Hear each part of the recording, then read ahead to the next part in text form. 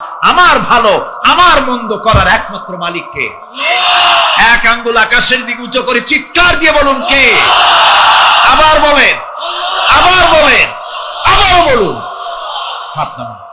আল্লাহ কবুল করুন বলেন আমি। আমার এই বক্তব্য দিয়ে আমি কোন পীরকে অমর্যাদা করছি না। পীর সাহেবদের কাছে পীর কোন শরীয়তের শব্দ নয়। কোরআন এবং হাদিসে কোথাও পীর বলে কোন শব্দ নাই। এটি ফার্সি শব্দ। এই শব্দের অর্থ হলো বৃদ্ধ। তো পীর যদি বৃদ্ধ হয় ভালো কথা, তিনি যদি আলেম হন আরো ভালো কথা।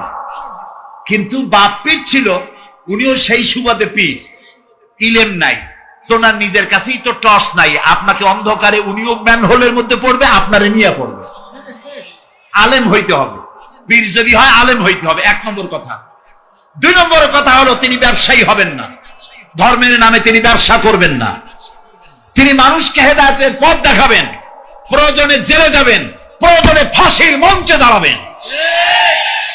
তিনি নিজেকেই ইসলামের সব আমি করি, আর ইসলাম কারো কাছে নাই।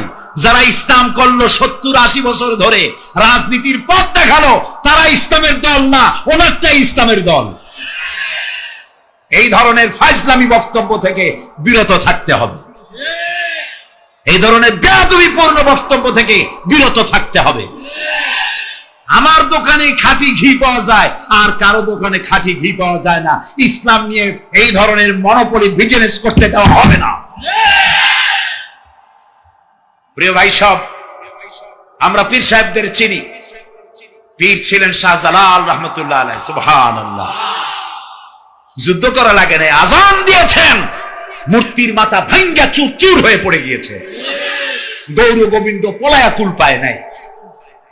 লোকেরা যায় তার মাজারে গিয়ে গজল মাছ জিয়ারত করে আসে, কিন্তু তরবারিটা দেখে আসে না। দোধারি তরবারি এখনো আছে। সুবহানাল্লাহ বলেন। পীর ছিলেন হযরতে বাহাউদ্দিন নকশবন্দি, মুজাদ্দিদ আল ফিসানি রহমতুল্লাহ আলাইহি, বড় পীর আব্দুল কাদের জিলানী রহমতুল্লাহ আলাইহি, খাজা মঈনুদ্দিন চিশতি রহমতুল্লাহ আলাইহি, খাজা জাহান আলী রহমতুল্লাহ আলাইহি। কত ওলিউল্লাহর মাজার দিয়ে আমার দেশ ভরা। আলহামদুলিল্লাহ কর। এরা একদিকে মানুষকে মুরিদ বানায়া মুরিদের টাকা দিয়ে নিজেদের পকেট ভরেন নাই। ওনারা এরকম করতেন না, এইরকম করতেন। আর রাসূলুল্লাহ বলেছেন এই রকমের হাতের মর্যাদা নাই, এই হাতের মর্যাদা। আমি পীর দেখছিলাম, বাইতুল শরীফের পীর হযরত শাহ আব্দুল জব্বার সাহেব, আল্লাহ তাআলা জান্নাতুল ফেরদাউসের মেহমান বানায়।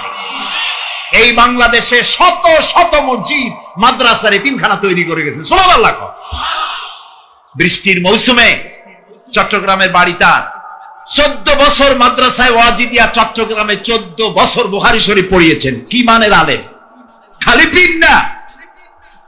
মুরিদরা যত টাকা দিত, এই টাকা দিয়ে বড় বড় মাদ্রাসা মসজিদ করেছেন। আর বৃষ্টির সময় সাথী সঙ্গী নিয়ে বস্তি এলাকায় যেতেন। পলিথিন দিয়া ছাওয়া, বাচ্চা আর তার স্বামী নিয়ে কাতরায় এক কোনায় বসে আছে, খাবার নাই, চাউল নাই, অসুস্থ। তাদের চাউল দিয়ে আসতেন, তাদের রান্না করার শাকসবজি দিয়ে আসতেন, ওষুধ দিয়ে আসতেন, হাড়ি পাতিল দিয়ে আসতেন। বন্যা হলে, তুফান হলে টাকা উজাড় করে যা মুরিদরা দিত সবগুলি উজাড় করে মানুষের খেদমত করতেন। সুবহানাল্লাহ। কাজেই যারা জামায় অনেকগুলো পকেট সমানে নিতে থাকে আর ভরতে থাকে এইভাবে করে, এই ব্যবসায়ীদেরকে পরিত্যাগ করতে হবে। পীর হচ্ছে ওই সমস্ত লোক যারা নাকি ধর্মের নামে ব্যবসা করে না, বরং আল্লাহর দ্বীনকে প্রতিষ্ঠা করার জন্য কথা বলে। প্রিয় ভাই সব, আমাদের জেহেন সাফ করতে হবে, পরিষ্কার করে বুঝতে হবে আমার ভালো আমার মন্দ কে করতে পারে? সম্রাট শাহজাহান নাম শুনেছেন? কোথার বাদশা বলেন? দিল্লির সম্রাট। সম্রাট শাহজাহান পৃথিবী জোড়া নাম তার। যে শাহজাহানকে কর দিয়া ট্যাক্স দিতে পারলে জনগণ নিজেদেরকে গৌরবান্বিত বলে মনে করত, সেই শাহজাহান কবরে শুয়ে আছে, সূরা ফাতিহার মুহতাজ হয়ে আছে। সুবহানাল্লাহ। যদি কেউ আমার কবরের কাছ থেকে হেঁটে যাইতো আর একটু সূরা ইখলাস পড়ে সবরে সানি করতো, আমি কিছু পাইতাম। আহারে, এই এতিম ফকির হয়ে শুয়ে আছে। এক ফকির দিল্লি ঘুরতেছে। একজন বলছে, ভাই তোমারে তো খয়রাত করে দেখতেছি আমি সেই ছোটবেলা থেকে, খালি তুমি খয়রাত করো। একটা জিনিস আপনারা মনে রাখবেন, গরিব, আজকে যারা গরিব পরিশ্রমের মধ্য দিয়ে কালকে তারা ধনী হতে পারে। কিন্তু যারা ভিক্ষুক, যারা ভিক্ষা করে, জিন্দেগিতে কোনোদিন তারা বড় হতে পারবে না। ভিক্ষা করা যাদের অভ্যাস, জীবনেও বাড়ি করতে পারবে না, জীবনেও ধনী হইতে পারবে না, কিন্তু গরিব ধনী হইতে পারবে। কারণ হলো আল্লাহর কাছে দুইটা বৈধ জিনিস অত্যন্ত ঘৃণিত। কয়টা? একটা হলো তালাক, আর একটা হলো ভিক্ষাবৃত্তি, মানুষের কাছে চাওয়া। আল্লাহ পছন্দ করেন না। তো ভিক্ষুক ঘুরতেছে, একটা লোক বলল, মিয়া তোমার তো সারা জীবনই খরচ করতে দেখি। খরচ করবো না, করবো কি? যার কাছে যাই সে দেয় 4 আনা 2 আনা 1 টাকা, এর বেশি তো দেয় না। এই দিয়ে আমি কেমনে বড় লোক হই? কয় যে তুমি বাদশারে চোখে দেখো না, বাদশারে চোখে দেখো না। কয় বাদশার কাছে কি আমার মতো লোক যাইতে পারে নাকি? কন্যা যাইতে হবে, যাও। বাদশা একবার যাবা, এমন দেওয়া দেবে জীবনে আর তোমার খরচ করা লাগবে না। পাতি শিয়ালের পিছনে ঘুরে তো লাভ নাই। পাতি শিয়ালে খায় মুরগি, তোমার একটা ঠ্যাং দেবে, দাঁতের খেলালের কাজ হবে না। বাঘের পিছনে ঘোরো, বাঘে খায় গরু আর হরিণ, একটা রান দিলে তুমি 1 সপ্তাহ খাইতে পারবে। কাজে ঘুরতে গিয়েও বোঝা উচিত কার সাথে ঘুরি। তো বলছে বাদশার কাছে যাও। বাদশারে পাবো কই? কই তো দেখলাম কেবল মসজিদে ঢুকলো। তারপরে ফকির গিয়ে দাঁড়ায় আছে বারান্দায়, দেখে যে উনি বাদশা ভেতরে বসে হাত তুলে আছে ভাবে, আর চোখ দিয়ে পানি পড়ে দাড়ি ভিজে ভিজে পড়তেছে। নামাজ শেষ করে, মোনাজাত শেষ করে বাদশা বেরিয়েছেন। কোন বাদশা? শাহজাহান। বাইরে আসার পর ফকির বলল আসসালামু আলাইকুম, বলে ফকির রওনা করছে। বাদশা বলে দাঁড়াও, তুমি যে রওনা করলা, তোমার তো ভিক্ষুক মনে হয়, আর লোকেরা যারা ভিক্ষুক না তারাও তো আমার কাছে চায়, আর তুমি তো ভিক্ষুক, চাইলে না কেন কিছু? ভিক্ষুক বলে জাহাপানা,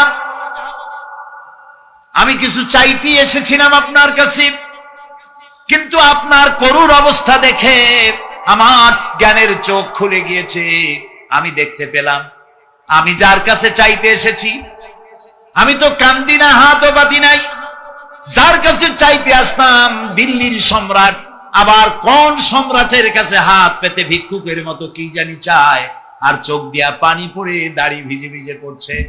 আমার জ্ঞানের চোখ খুলে গেছে, দুনিয়ার বাদশার কাছে আর চাইবো না। বাদশা কান্দে যে বাদশার কাছে, তার কাছেই চাইবো। প্রিয় ভাই সব, এই জন্যে জিহেন সাফ করে ফেলুন।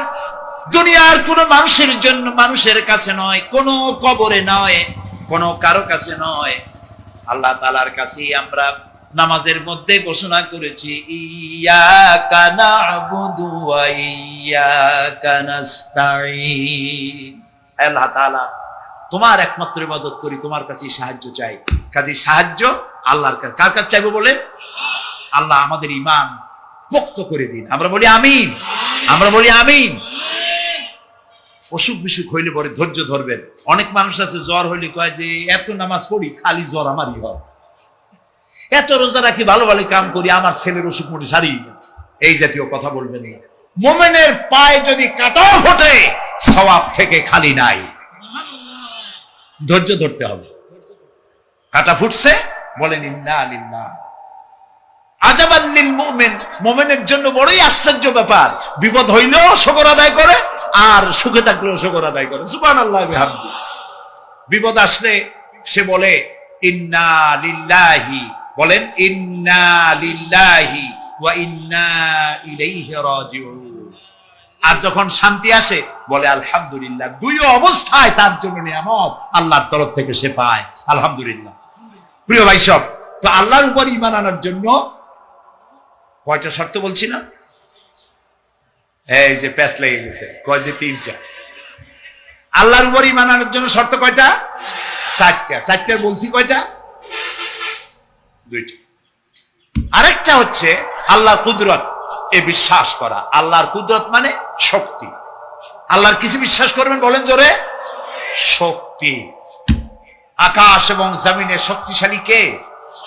কিন্তু আমার দেশের জনগণ, কিছু কিছু রাজনীতিবিদরা বলে জনগণই নাকি সকল ক্ষমতার, সকল শক্তির উৎস।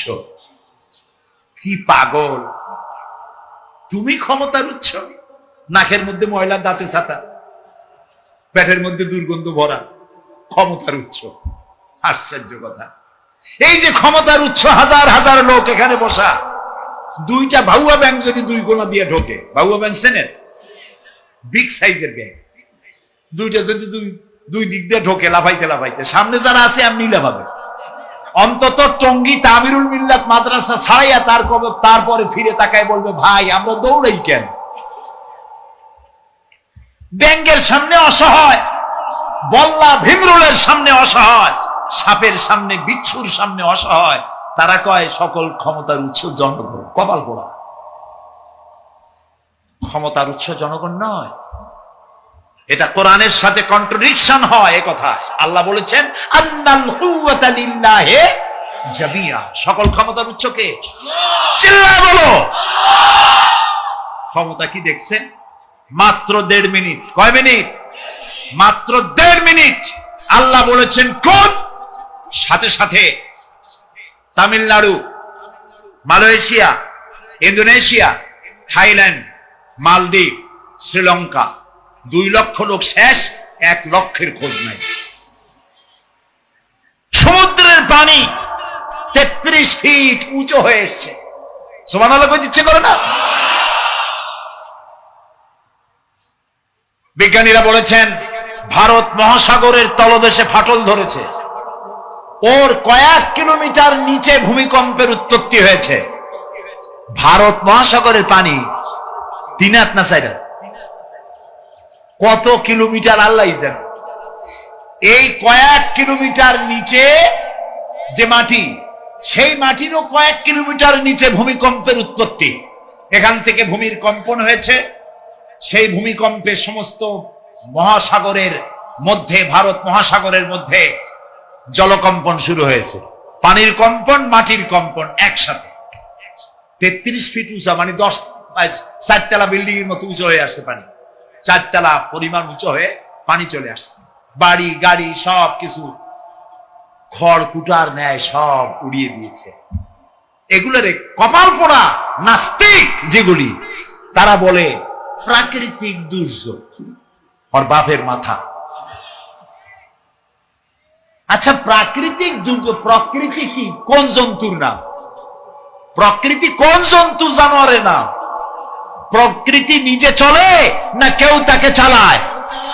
কে চালায়? কপাল পোড়া রাতা বোঝেন। বিশ্ববিদ্যালয়ের শিক্ষক হয়েছে তো, আল্লাহ দিয়ে আসি কোথায়? তবে সব খারাপ না, ভালো আছে আলহামদুলিল্লাহ। কিছু আছে কপাল পোড়া। বিশেষ করে শান্তিনিকেতনে যারা পড়াশোনা করে আসে, সাহিত্য চর্চা করে, এই সাহিত্য চর্চা করতে করতে এক পর্যায়ে কপাল পুড়ে যায়, আল্লাহরে চিনতে পারে না। সব চেনে, আল্লাহরে চেনে না। আল্লাহ এখন চিনাইতেছে ভালো করে। প্রিয় ভাই সব, কমে আদ, কমে সামুদ, এগুলিকে আল্লাহ তারা ধ্বংস করেছে। কিয়ামতের আগে এই যে 7টা আকাশ, এই আকাশ সম্পর্কে অবিশ্বাসীরা তারা বলেছে আকাশ বলতে কিছুই নেই, এটা নাকি অনেক দূরে, তাই নীলা নীলে দেখা যায়। কি কপাল পোড়া, চিন্তা করো, নীলা নীলা দেখা যায়। এই আকাশ মহাশূন্য। এই আকাশগুলিকে, আকাশ কয়টা স্তর? 7টা। এগুলি কাতাইয়ে সিজিল্লিল কুতুব। কোরআনে কারিমে আল্লাহ তাআলা বলেছেন, কিতাবের পৃষ্ঠার মতো কিয়ামতের আগে একটার পর একটা ঠাস ঠাস করে পড়বে, ভেঙে চুরমার হয়ে যাবে। ওয়াইদাল বিহারু ফুজ্জিরাত, আল্লাহ তাআলা বলছেন, ইদাস সামাউ ফাতারাত ওয়াইদাল কাওয়াকিবু ইনতাসারাত ওয়াইদাল বিহারু ফুজ্জিরাত। আকাশের তারকাসমূহ বিক্ষিপ্ত হয়ে পড়বে। অসংখ্য তারকারাজি, বিশাল বিশাল তারকা বিক্ষিপ্ত হয়ে পড়বে। চন্দ্র সূর্য একটার সাথে আরেকটা ধাক্কা লেগে চাঁদ আর সূর্য আলো হারিয়ে ফেলবে, একাকার হয়ে যাবে। পাহাড়গুলো উঁচু করে আল্লাহ তাআলা জমিনের উপরে আছাড় মারবেন, কালিহিল মানফুস, তুলার মতো উড়ে চলে যাবে। সুবহানাল্লাহ বলবে না? কত বড় শক্তি আল্লাহ পাকের। ওয়াইদাল বিহারু ফুজ্জিরাত, সমুদ্র সমূহ বিদীর্ণ হয়ে যাবে। সমুদ্রে যত পানি আছে সমস্ত পানিগুলি নিঃশোষিত হয়ে যাবে মাটির তলায়, এবং সেখানে অগ্নি উৎপত্তি হবে। কোরআনে কারিমে আল্লাহ বলে দিয়েছেন গোটা সমুদ্রগুলিতে আগুন জ্বলতে থাকবে। এগুলি কিয়ামতের আলামত। আল্লাহ পাকের অফুরন্ত মেহেরবানি। এই যে কানের কাছ দিয়ে গুলিটা চলে গেছে, কানে লাগে নাই, বাড়ির কাছ থেকে কিয়ামত হয়ে গেল, বাংলাদেশে আল্লাহ বাঁচাই দিলেন। সুবহানাল্লাহ বলো, আলহামদুলিল্লাহ বলে। আমাদের প্রতিবেশী দেশগুলিতে যেভাবে আঘাত লাগছে, ওর 1000 ভাগের 1 ভাগের আঘাত কয়েক সেকেন্ড যদি বাংলাদেশে হতো, আমাদের সব অপরিকল্পিত শহর, রাজুক পারমিশন দিয়েছে 3 তলার, করা হয়েছে 7 তলা। এইভাবে অপরিকল্পিত যত বিল্ডিং আছে এগুলি পচা সিমেন্ট দিয়ে, পচা ইট দিয়ে তৈরি করা হয়েছে। 2-3 সেকেন্ডের ভূমিকম্প যথেষ্ট এই শহর লন্ডভন্ড করে দেওয়া।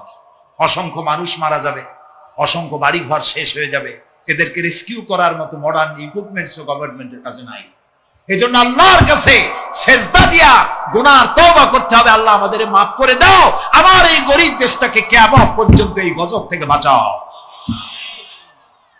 প্রিয় ভাই সব, আল্লাহ তাআলার ক্ষমতার ওয়াজ আমি আজ করতে পারবো না, অনেক লম্বা হয়ে যাবে। কারণ আমাকে 3টা পুঁজির কথা তো কমসে কম বলতেই হবে, অল্প করে হলেও। শুনবেন তো? ওয়া আতানা, শুনলাম আর মানলাম, বাস, শেষ কথা, খালাস। এই গেল 4টি শর্ত পুরো হয়ে গেল। এই 4টি শর্ত যদি পূরণ করতে পারি, তাহলে আল্লাহরে বিশ্বাস করছি এটা প্রমাণিত হবে, এটা জাস্টিফাই হবে, এটা সত্যতা প্রমাণ হবে যদি আল্লাহ হুকুম মতো। 1 নম্বরে হলো, আমি আবার কথাটা প্যাকেট করে দিই যাতে করে আপনারা বাড়ি নিয়ে যাইতে পারেন। আল্লাহর উপরে ঈমান এনেছি, এই কথাটাকে কমপ্লিট করার জন্য শর্ত কয়টা? 4টা। 1 নম্বরে আল্লাহর অস্তিত্বে বিশ্বাস, বলেন আল্লাহর অস্তিত্বে বিশ্বাস। 2 নম্বরে আল্লাহর গুণাবলীতে বিশ্বাস। 3 নম্বরে আল্লাহর ক্ষমতায় বিশ্বাস। 4 নম্বরে আল্লাহর আদেশ এবং নিষেধে বিশ্বাস, মান্য করে চলা। আল্লাহ যেন এই তৌফিক আমাদের দেয়, বলেন আমিন। আল্লাহ রাব্বুল আলামিন দুনিয়ায় শান্তি, আখিরাতে জাহান্নাম থেকে মুক্তি দেওয়ার জন্য আল্লাহ পাক আমাদেরকে একটা ব্যবসায়ের কথা বলেছেন। ওই ব্যবসায় পুঁজি কয়টা বলেন? 3টা পুঁজি। বলছি কয়টা? দেখেন যে কেমনি প্যাঁচ লাগে। বলছি মাত্র একটা, সে একটা ডাল বার করছি 4টা। এবার আসেন মূল পয়েন্ট। এবার দ্বিতীয় পয়েন্ট, রাসূলের প্রতি ঈমান। আমরা তো রাসূলের প্রতি ঈমান আনছি কিনা বলেন? রাসূলের প্রতি ঈমান এনেছি। আমাদের এই ঈমান যথেষ্ট নয়, কারণ আমাদের ঈমান হলো রবিউল আউয়াল মাসে ঈমান তাজা হয়, ঠিক না? ঠিক না? রবিউল আউয়াল মাস যখন আসি, ব্যানারটা নাই, শামিয়ানাটা নাই, রাস্তাগুলিতে ফ্ল্যাগ লাগাই আর আলোক সজ্জা করি। মন্ত্রীরা আসেন, নেতারা আসেন, সিরাতুন নবী মাহফিলে দাঁড়ায় বলেন নবীর আদর্শ অনুসরণ করা ছাড়া উপায় নাই। অথচ ওনার পা থেকে শুরু করে মাথা পর্যন্ত নবীর আদর্শ নাই। আবার এই নেতা রামকৃষ্ণ মিশনে, রামকৃষ্ণ পরমহংসদেব তার মঞ্চে গিয়ে বলেন রামকৃষ্ণের নীতি ছাড়া বিকল্প কিছুই নেই। আবার গৌতম বুদ্ধের জন্মবার্ষিকী উদযাপনের জন্য সেখানে গিয়ে বলেন গৌতম বুদ্ধের অহিংস নীতি অনুসরণ করা ছাড়া জাতির জগন্নাথ হওয়ার আর কোনো পথ নেই। যেখানে যায় সেই জায়গার গুলি ধরে। রবিউল আউয়াল মাস আসতে পারে, আলোকসজ্জা করে ইয়া নবী সালামু আলাইকা, ইয়া রাসূল সালামু আলাইকা। এরপরে গরম গরম জিলাপি রাসূলুল্লাহকে বুঝায় দেওয়া হলো, হে রাসূল আপনি তাকিয়ে দেখেন কত মহব্বত আপনারে করি, আপনার মহব্বতের জন্য আমাদের শহরে কোন মিষ্টির দোকানে আর মিষ্টি নাই, সব আমরা খাইয়া শেষ করছি। এই হলো মহব্বত। এই মহব্বতে এই ঈমানে কাজ হবে না। এই ঈমানে বলে কাজ হবে না। কোন ঈমানে কাজ হবে? রাসূলের প্রতি ঈমানের অর্থ কি? এর অর্থ হচ্ছে নবী করিম সাল্লাল্লাহু আলাইহি ওয়াসাল্লাম আমাদের রাসূল, আমাদের নেতা। আমাদের রাসূল আমাদের নেতা, আমরা তার উম্মত, তার অনুসারী। অনুসারীর কাজ কি? নেতার পূর্ণাঙ্গ অনুসরণ করণ। রাসূলুল্লাহর আনুগত্য করতে হবে। এটা কে বলেছেন? আল্লাহ রাব্বুল আলামিন সূরা আলে ইমরানের মধ্যে বলেছেন কুল ইন কুনতুম তুহিব্বুনাল্লাহ ফাত্তাবিউনি ইউহিব্বুকুমুল্লাহ ওয়া ইয়াগফির লাকুম যুনুবাকুম আল্লাহু গফুরুর রহিম। হে নবী, আপনি বলুন, তোমরা যদি আল্লাহকে ভালোবাসো তাহলে তোমার কাজ হচ্ছে, তোমরা যদি আল্লাহকে ভালোবাসো তাহলে তোমরা আমার আনুগত্য করো, আমার অনুসরণ করো। কার? রাসূলের। বলেন কার? রাসূলের অনুসরণ যদি তোমরা করো, খেয়াল করে শুনতেছেন তো? আল্লাহ তাআলা বলছেন, নবী আপনি বলেন, তোমরা যদি আল্লাহকে ভালোবাসো, তোমাদের এই দাবি যদি সত্য হয়, তাহলে আমার অনুসরণ করো, আমার আনুগত্য করো। আমার অনুসরণ, আমার আনুগত্য করলে পরে তোমাদের কে আল্লাহ রাব্বুল আলামিন ভালোবাসবেন এবং তোমাদের তামাম জিন্দেগীর সমস্ত গুনাহ খাতা আল্লাহ তাআলা মাফ করে দিবে। আমরা কি গুনাহ মাফ করাইতে চাই? বলেন চাই? আসুন রাসূলের আনুগত্য করুন। রাসূলের আনুগত্য কিরকম? রাসূল যেভাবে মুছ কাটছে আমরা সেইভাবে মুছ কাটবো, তিনি দাড়ি যেভাবে রাখছেন আমরা সেইভাবে রাখবো, তিনি চুল কাটছেন যেভাবে সেইভাবে করব, তিনি পায়ের নখ হাতের নখ যেভাবে কাটছেন সেইভাবে করব, তিনি যেভাবে বিবাহ করেছেন সেই সুন্নত অনুযায়ী বিবাহ, তিনি যেভাবে দেশ চালাইছেন সেইভাবে দেশ চালাবো। রাসূলের অনুসরণের অর্থ শুধু এই নয় যে তিনি যেভাবে সুরমা লাগাইছেন আমি ওইরকম সুরমা দেব, তিনি যেভাবে কদু খাইছে আমিও কদু খাবো, এইটা নয়। এটা নয়, শুধু রাসূলের আনুগত্য হবে মুরগির ফার্ম থেকে শুরু করে জাতিসংঘ পর্যন্ত, জীবনের সব ক্ষেত্রে। আর বিশ্বাস করতে হবে তিনি শেষ নবী, তারপরে আর কোন নবী আসবে। আল্লাহ রাব্বুল আলামিন সূরা আহজাবের মধ্যে বলেছেন, মা কানা মুহাম্মাদুন আবা আহাদিম মির রিজালিকুম ওয়ালাকির রাসূলুল্লাহি ওয়া খাতামান নাবিয়্যিন। মুহাম্মদ সাল্লাল্লাহু আলাইহি ওয়াসাল্লাম তোমাদের কোন পুরুষদের পিতা নন, তিনি আল্লাহর রাসূল এবং তাকে দিয়ে নবুয়তের মিশনকে খতম করে দেওয়া, কমপ্লিট করে দেওয়া হয়েছে।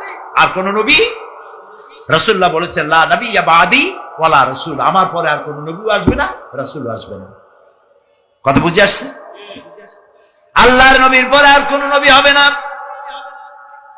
আল্লাহর নবী বলেছেন, একটি ইমারত তৈরি করে তার ভিতরে একটা ইট যদি খালি থাকে, একটি ইটের জায়গা যদি শূন্য থাকে, তাহলে সকলের চোখে ধরা পড়বে। ওই ইটখানা দিলে পরে বিল্ডিংটা কমপ্লিট হয়ে যায়।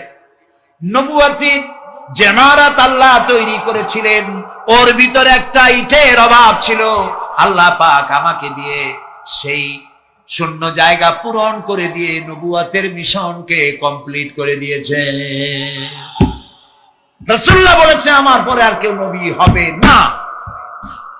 পৃথিবীর সব মুসলমানদের আকীদা, মুহাম্মদ সাল্লাল্লাহু আলাইহি ওয়াসাল্লামের পরে যদি কেউ নবুয়তের দাবি করে সে কাফির, হাজার বার কাফির। তাকে যারা নবী মানবে তারাও। রাসূলুল্লাহ বলেছেন আমার পরে 30 জন মিথ্যেবাদী নবুয়তের দাবি করবে।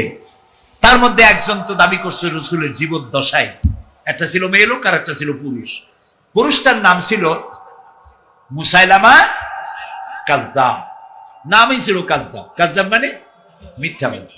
দেখছেন অবস্থা, নামই মিথ্যাবাদী। উম্মতেরা কইল যে আপনি তো একজন নবী, আমরা সৌভাগ্য আর দুর্ভাগ্য হোক আপনারা নবী বলে মানলাম। মুহাম্মদ সাল্লাল্লাহু আলাইহি ওয়াসাল্লামের কাছে প্রায় জিবরাইল আসে আর ওহী আনে, আর আপনি আমাদের কোনো ওহী দিতে পারলেন না পর্যন্ত। কয় যে কেবল না নবী হইলাম, অপেক্ষা করো, ওহী আসবেন। বেশ কিছুদিন যাওয়ার পর খুব চিন্তা ভাবনা করে কয় যে ওহী একটা আসছে।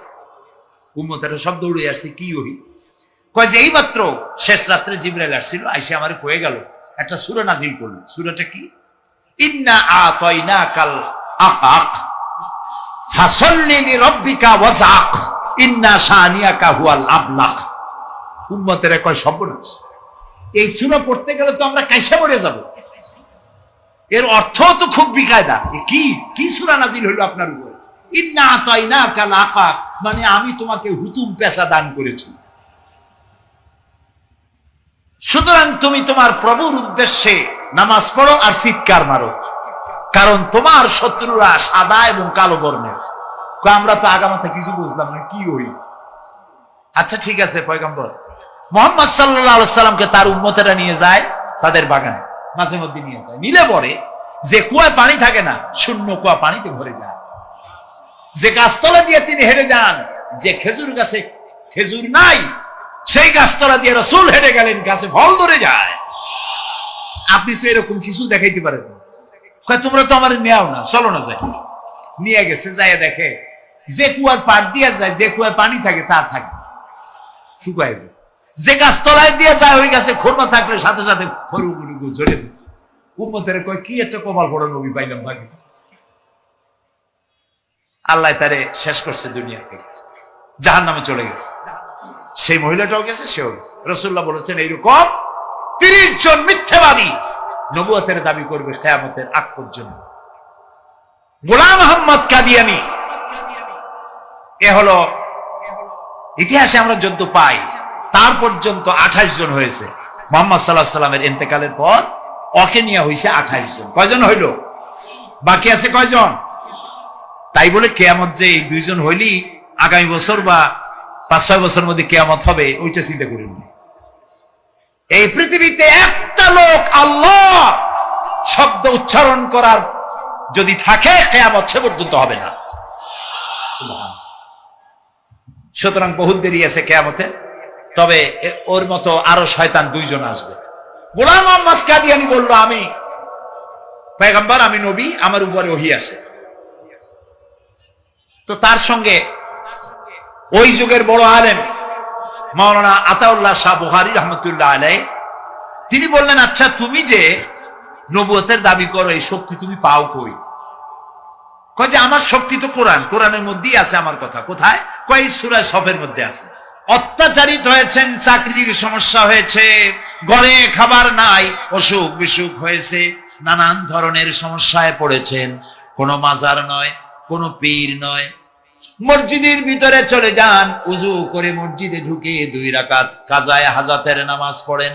রাসূলুল্লাহর উপরে যখনই বিপদ হতো তিনি নামাজে দাঁড়ায় যেতেন। সুবহানাল্লাহ বলো। আপনি কেন যাবেন একটা কবরের কাছে? আপনার সাহায্য কামনার জন্য কোনো পীর নয়, আপনার সাহায্যের জন্য কোনো কবর নয়, সাহায্য পাওয়ার জন্য কে? আল্লাহ চান আপনার ঈমানটা খালেস হোক। আল্লাহ তাআলা এটা বরদাস্ত করতে পারেন না যে মানুষ কারো কাছে গিয়া আরেকজনের কাছে গিয়ে নথি স্বীকার করুক। আল্লাহ সহ্য করেন না। ইন্না শিরকা লাযুলমুন আযীম, শিরক হচ্ছে মস্ত বড় জুলম, অত্যাচার। আল্লাহ সব থেকে অপছন্দ করেন কোন গুনাহ? বলেন, শিরক। আল্লাহ সহ্যই করেন না। কেন করেন না? একটা যুক্তিতে আসে। যারা বিবাহ করেছেন, তাদের স্ত্রী যদি স্বামীর সাথে যে ধরনের হাসি খুশি প্রেমের আদান প্রদান করে, স্বামী ছাড়া যদি আরেকজন পুরুষের সাথে এরকমের ভাব বিনিময় করে, ফোনে কথা বলে, প্রেম করে, খুব সুন্দর করে ভালোবাসা দিয়ে যদি চিঠি লেখে অন্য পুরুষের কাছে, অথবা প্রেম নিবেদন করে, তাহলে স্বামীদের অবস্থা কেমন হবে বলেন? এইটার জবাব দিতেও যদি দেরি হয় তো খুবই কুলক্ষণ। হ্যাঁ, ভয়ানক হবে, ভয়ানক হয়ে যাবে। নিজের চরিত্র যতই যা হোক, বউর চরিত্র ভালো চাই। আচ্ছা বলেন তো, স্ত্রী আপনার সঙ্গে যেভাবে প্রেমের হাসি হাসে, প্রেম নিবেদন করে, ওই রকম আরেকটা পুরুষের কাছে সাথে করলে আপনার সহ্য হয় না কেন? আপনি স্ত্রীর উপরে আপনার অধিকারটা কতখানি, কি জন্যে? আপনার স্ত্রীর যে হাসি, যে মিষ্টি হাসি, যা আপনার প্রাণ কেড়ে নেয়, ওই হাসিতে আপনার কোনো অবদান আছে? বলেন। তার যে টানা টানা চোখ, সুন্দর ভ্রু, মাথায় অনেক লম্বা চুল, শরীরটা সুন্দর, যৌবন, রূপ, এর ভেতরে আপনার কোনো অবদান আছে? হ্যাঁ আছে, একটু তো আছি। আপনি যে মুখ দিয়ে বউটা হাসে, সেই ঠোঁটে একটু লিপস্টিক লাগাইছেন। যে চোখের জন্য আপনি পাগল, সেই চোখে একটু কাজল লাগাইছেন। শরীরটাকে পেঁচাবার জন্য সুন্দর একটা শাড়ি কিনে দিছেন। একটা শাড়ি দিয়ে, একটু লিপস্টিক কিনে দিয়ে, চুলের একটা ক্লিপ কিনে দিয়ে, একটা ভালো শাড়ি কিনে দিয়া স্ত্রীর উপরে যদি এত অধিকার আছে যে কোনদিন মৃত্যু পর্যন্ত কোন প্রেমের হাসি, ভালোবাসার আদান প্রদান আপনি ছাড়া আর কারো সাথে করতে পারবে না, এইটা যদি আপনার অধিকার এভাবে প্রতিষ্ঠিত হয়, তাহলে এই হাসি যিনি দিলেন, এই দাঁত, এই সুন্দর চোখ, এই রূপ, এই যৌবন যা আল্লাহ তাআলা দিলেন, তার সামনে কোন পীর অথবা কবরের সামনে যদি হাত পাতে আল্লাহ বরদাস্ত করেন না। কথা কি বুঝে আসছে? কথা বুঝে আসছে? আলহামদুলিল্লাহ বলেন। আলহামদুলিল্লাহ। বুঝলেই আমাদের কষ্ট সার্থক। আলহামদুলিল্লাহ বলুন। আমরা যেন আল্লাহরে চিনতে পারি, বুঝতে পারি। আমার বিশ্বাস করুন, কোরআন আমার সামনে, আল্লাহর কসম, কোন জীবিত পীর, কোন মৃত্যু পীর আমার ভাগ্যের ভালো বা মন্দ করার কোন অধিকার রাখে না, রাখে না, রাখে না। কোন পীর ফু দিয়ে আমার ভাগ্যকে ভালো বানাই দিতে পারবে না, পারবে না, এবং আমার একটা চুলও বাঁকাও করতে পারবে না। খাইরিহি ওয়া শাররিহি মিনাল্লাহি তাআলা। আমার ভালো, আমার মন্দ করার একমাত্র মালিক কে? এক আঙ্গুল আকাশের দিকে উঁচু করে চিৎকার দিয়ে বলুন, কে? আবার বলেন, আবার বলেন, আবার বলুন। হাত নামান। আল্লাহ কবুল করুন, বলেন আমিন। আমার এই বক্তব্য দিয়ে আমি কোন পীরকে অমর্যাদা করছি না। পীর সাহেবদের কাছে পীর কোন শরীয়তের শব্দ নয়। কোরআন এবং হাদিসে কোথাও পীর বলে কোন শব্দ নাই। এটি ফার্সি শব্দ। এই শব্দের অর্থ হলো বৃদ্ধ। তো পীর যদি বৃদ্ধ হয় ভালো কথা, তিনি যদি আলেম হন আরো ভালো কথা। কিন্তু বাপ পীর ছিল, উনিও সেই সুবাদে পীর। ইলেম নাই, তোনার নিজের কাছেই তো টর্চ নাই। আপনাকে অন্ধকারে উনিও ম্যান হোলের মধ্যে পড়বে, আপনারে নিয়ে পড়বে। আলেম হইতে হবে। পীর যদি হয় আলেম হইতে হবে, এক নম্বর কথা। দুই নম্বর কথা হলো তিনি ব্যবসায়ী হবেন না। ধর্মের নামে তিনি ব্যবসা করবেন না। তিনি মানুষকে হেদায়েতের পথ দেখাবেন। প্রয়োজনে জেলে যাবেন, প্রয়োজনে ফাঁসির মঞ্চে দাঁড়াবেন। তিনি নিজেকেই ইসলামের সব আমি করি, আর ইসলাম কারো কাছে নাই। যারা ইসলাম করলো 70-80 বছর ধরে, রাজনীতির পথ দেখালো, তারা ইসলামের দল না, ওনারটাই ইসলামের দল। এই ধরনের ফাজলামি বক্তব্য থেকে বিরত থাকতে হবে। এই ধরনের বেয়াদবিপূর্ণ বক্তব্য থেকে বিরত থাকতে হবে। আমার দোকানে খাঁটি ঘি পাওয়া যায়, আর কারো দোকানে খাঁটি ঘি পাওয়া যায় না। ইসলাম নিয়ে এই ধরনের মনোপলি বিজনেস করতে দেওয়া হবে না। প্রিয় ভাই সব, আমরা পীর সাহেবদের চিনি। পীর ছিলেন শাহজালাল রহমতুল্লাহ আলাইহি। সুবহানাল্লাহ। যুদ্ধ করা লাগে না, আজান দিয়েছেন, মূর্তির মাথা ভাঙ্গা চুর চুর হয়ে পড়ে গিয়েছে। গৌর গোবিন্দ পলায়া কুল পায় নাই। লোকেরা যায় তার মাজারে গিয়ে গজল মাছ জিয়ারত করে আসে, কিন্তু তরবারিটা দেখে আসে না। দোধারি তরবারি এখনো আছে। সুবহানাল্লাহ বলেন। পীর ছিলেন হযরতে বাহাউদ্দিন নকশবন্দি, মুজাদ্দিদ আল ফিসানি রহমতুল্লাহ আলাইহি, বড় পীর আব্দুল কাদের জিলানী রহমতুল্লাহ আলাইহি, খাজা মঈনুদ্দিন চিশতি রহমতুল্লাহ আলাইহি, খান জাহান আলী রহমতুল্লাহ আলাইহি। কত ওলিউল্লাহর মাজার দিয়ে আমার দেশ ভরা। আলহামদুলিল্লাহ। এরা একদিকে মানুষকে মুরিদ বানায়া মুরিদের টাকা দিয়ে নিজেদের পকেট ভরেন নাই। ওনারা এরকম করতেন না, এইরকম করতেন। আর রাসূলুল্লাহ বলেছেন, এই রকমের হাতের মর্যাদা নাই, এই হাতের মর্যাদা। আমি পীর দেখছিলাম, বাইতুল শরীফের পীর হযরত শাহ আব্দুল জব্বার সাহেব, আল্লাহ তাআলা জান্নাতুল ফেরদাউসের মেহমান বানায়। এই বাংলাদেশে শত শত মসজিদ, মাদ্রাসার এতিমখানা তৈরি করে গেছেন। সুবহানাল্লাহ। বৃষ্টির মৌসুমে চট্টগ্রামের বাড়ি তার। 14 বছর মাদ্রাসায় ওয়াজিদিয়া চট্টগ্রামে 14 বছর বুখারী শরীফ পড়িয়েছেন। কি মানের আলেম! খালি পীর না, মুরিদরা যত টাকা দিত, এই টাকা দিয়ে বড় বড় মাদ্রাসা মসজিদ করেছেন। আর বৃষ্টির সময় সাথী সঙ্গী নিয়ে বস্তি এলাকায় যেতেন। পলিথিন দিয়া ছাওয়া, বাচ্চা আর তার স্বামী নিয়ে কাতরায় এক কোনায় বসে আছে, খাবার নাই, চাউল নাই, অসুস্থ। তাদের চাউল দিয়ে আসতেন, তাদের রান্না করার শাকসবজি দিয়ে আসতেন, ওষুধ দিয়ে আসতেন, হাড়ি পাতিল দিয়ে আসতেন। বন্যা হলে, তুফান হলে টাকা উজাড় করে যা মুরিদরা দিত সবগুলি উজাড় করে মানুষের খেদমত করতেন। সুবহানাল্লাহ। কাজেই যারা জামায় অনেকগুলো পকেট সমানে নিতে থাকে আর ভরতে থাকে এইভাবে করে, এই ব্যবসায়ীদেরকে পরিত্যাগ করতে হবে। পীর হচ্ছে ওই সমস্ত লোক যারা নাকি ধর্মের নামে ব্যবসা করে না, বরং আল্লাহর দ্বীনকে প্রতিষ্ঠা করার জন্য কথা বলে। শাহজাহান বাইরে আসার পর ফকির বলল আসসালামু আলাইকুম, বলে ফকির রওনা করছে।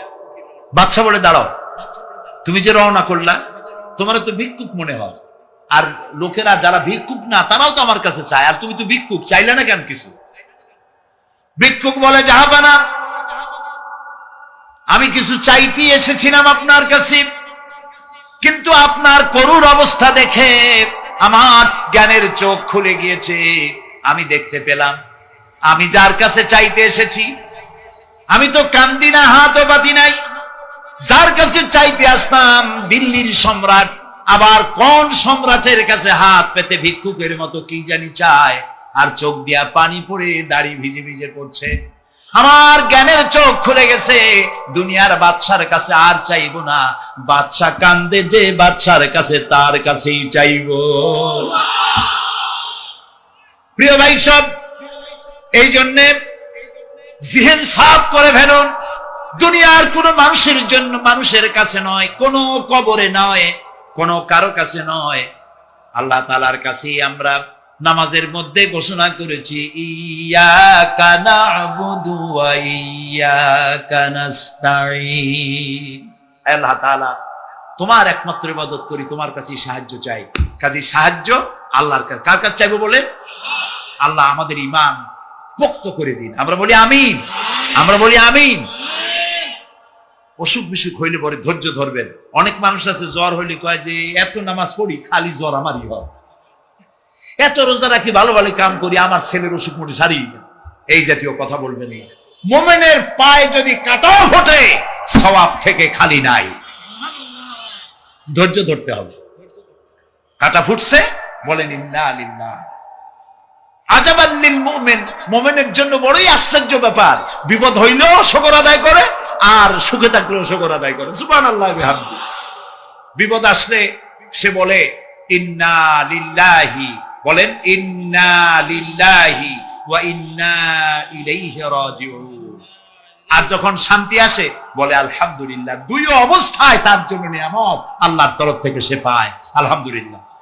প্রিয় ভাই সব, তো আল্লাহর উপর ঈমান আনার জন্য কয়টা শর্ত বলছি না? এই যে প্যাচ লেগে গেছে, কয় যে তিনটা। আল্লাহর উপর ঈমান আনার জন্য শর্ত কয়টা? চারটা। চারটা বলছি কয়টা? দুইটা।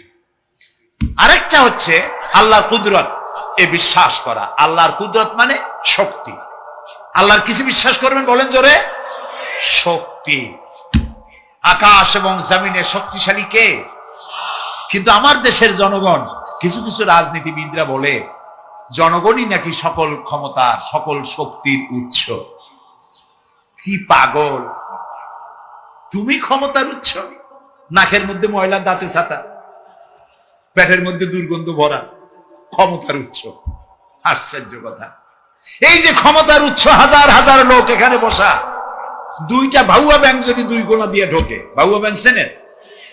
বিগ সাইজের ব্যাংক, দুইটা যদি দুই দিক দিয়ে ঢোকে লাফাইতে লাফাইতে, সামনে যারা আছে এমনি লাফাবে। অন্তত টঙ্গী তামিরুল মিল্লাত মাদ্রাসা ছাড়াইয়া তারপরে ফিরে তাকায় বলবে ভাই আমরা দৌড়াই কেন? ব্যাংকের সামনে অসহায়, বল্লা ভীমরুলের সামনে অসহায়, সাপের সামনে, বিচ্ছুর সামনে অসহায়। তারা কয় সকল ক্ষমতার উৎস জনগণ। কপাল পোড়া। ক্ষমতার উৎস জনগণ নয়, এটা কোরআনের সাথে কন্ট্রাডিকশন হয়। এই কথা আল্লাহ বলেছেন আন্নাল কুওয়াতা লিল্লাহি জামিয়া। সকল ক্ষমতার উৎস কে? চিল্লায় বলো। ক্ষমতা কি দেখছে? মাত্র 1.5 মিনিট। কয় মিনিট? মাত্র 1.5 মিনিট। আল্লাহ বলেছেন কোন? সাথে সাথে তামিলনাড়ু, মালয়েশিয়া, ইন্দোনেশিয়া, থাইল্যান্ড, মালদ্বীপ, শ্রীলঙ্কা 2 লক্ষ লোক শেষ, 1 লক্ষের খোঁজ নাই। সমুদ্রের পানি 33 ফিট উঁচু হয়ে এসছে। সুবহানাল্লাহ কই ইচ্ছে করে না? বিজ্ঞানীরা বলেছেন ভারত মহাসাগরের তলদেশে ফাটল ধরেছে, ওর কয়েক কিলোমিটার নিচে ভূমিকম্পের উৎপত্তি হয়েছে। ভারত মহাসাগরের পানি 3 হাত না 4 হাত, কত কিলোমিটার আল্লাহই জানে। এই কয়েক কিলোমিটার নিচে যে মাটি, সেই মাটিরও কয়েক কিলোমিটার নিচে ভূমিকম্পের উৎপত্তি। এখান থেকে ভূমির কম্পন হয়েছে, সেই ভূমিকম্পে সমস্ত মহাসাগরের মধ্যে, ভারত মহাসাগরের মধ্যে জলকম্পন শুরু হয়েছে। পানির কম্পন, মাটির কম্পন একসাথে। 33 ফিট উঁচা, মানে 4 তলা বিল্ডিং এর মতো উঁচু হয়ে আসছে পানি। 4 তলা পরিমাণ উঁচু হয়ে পানি চলে আসছে। বাড়ি গাড়ি সব কিছু খড় কুটার ন্যায় সব উড়িয়ে দিয়েছে। এগুলোর কপাল পোড়া নাস্তিক যেগুলি, তারা বলে প্রাকৃতিক দুর্যোগ। ওর বাপের মাথা। আচ্ছা, প্রাকৃতিক দুর্যোগ, প্রকৃতি কি? কোন জন্তুর নাম? প্রকৃতি কোন জন্তু জানোয়ারের নাম? প্রকৃতি নিজে চলে না কেউ তাকে চালায়? কে চালায়? কপাল পোড়া রাতা বোঝেন। বিশ্ববিদ্যালয়ের শিক্ষক হয়েছে তো, আল্লাহ দিয়ে আসি কোথায়? তবে সব খারাপ না, ভালো আছে আলহামদুলিল্লাহ।